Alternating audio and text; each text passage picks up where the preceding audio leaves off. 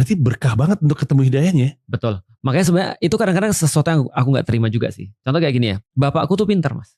Dan aku berhutang pada bapakku atas pemikiran-pemikiran kritis yang aku punya. Terlepas mungkin aku tidak cocok dengan cara dia membesarkan aku ketika dulu misalnya. Tapi aku berhutang ketika dia punya pemikiran kritis. Hasil daripada itu aku ketemu Islam. Tapi ketika aku ketemu Islam, aku kasih kepada bapakku nih misalnya. Dia belum untuk dapat hidayah. Nah ini terjadi juga pada pamannya Rasulullah. Walaupun aku gak berharap bapakku kayak pamannya Rasulullah ya. Ketika terus kemudian pamannya Rasulullah itu wafat tanpa beriman pada Rasulullah Mas. Itu Rasulullah bayangin sedihnya kayak apa. Lah kita aja punya temen kita suruh nonton film satu yang bagus banget, terus dia meninggal sebelum nonton film, itu aja kita sedih. Iya. Iya. apalagi nggak dapat hidayah. Nah, maka ketika Rasul sedih banget itu, Allah nurunin satu ayat yang benar-benar ngajarin kita tentang hidayah. Allah turunkan ayat, tercatat di dalam Al-Quran, ayat ini berfungsi dua, hiburan dan teguran pada Rasulullah. Jadi hiburan, teguran di saat yang sama. Apa hiburannya? Nanti aku cerita. Ayatnya begini. Innaka la tahdi man ahbabta. Wahai Muhammad, kamu tidak bisa menunjuki atau kasih hidayah pada orang-orang yang kamu cintai. Walakinallaha yahdi mayasya. Allah kasih hidayah pada siapapun yang dia suka. Yang terakhir, wahuwa a'lamu bil muhtadin. Dan Allah lebih tahu siapa yang layak dapat hidayah. Itu hiburannya adalah, Muhammad, you do nothing wrong.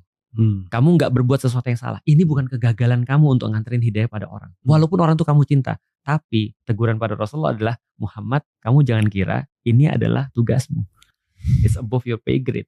Wow. Artinya kalau ada seseorang yang gak dapat hidayah, kamu bukan kamu yang salah. Tapi jangan juga kamu merasa bahwa kamu yang kasih.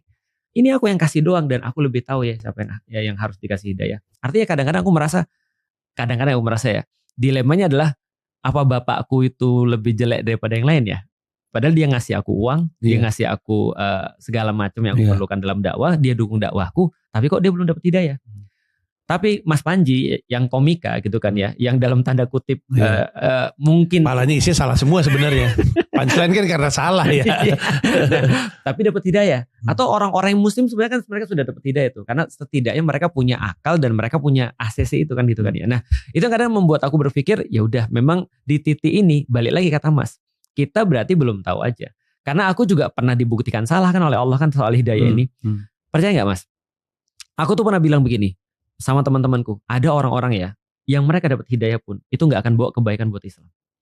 Oh, dia udah dapat hidayah pun nggak akan bawa kebaikan terhadap Islam. Itu kata aku. Aku bilang contohnya Fir'aun.